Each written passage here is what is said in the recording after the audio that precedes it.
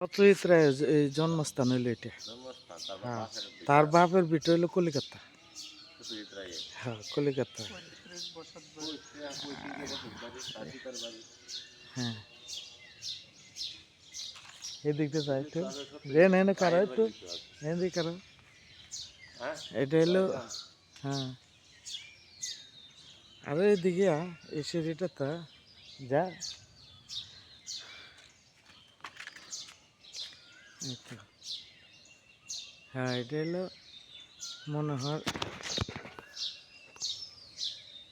এই যে এটা হলো এই পূজা, এই যে কালভৈরবী পূজা হো, এই পূজাটা এলো এই যে মেলা হো, এটা কিন্তু আসলে পয়লা বুধবারে এটা এনে পুজো হইতো।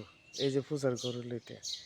আর এটা হলো যে দশহরার যে পূজাটা করে এটা হলো এটা।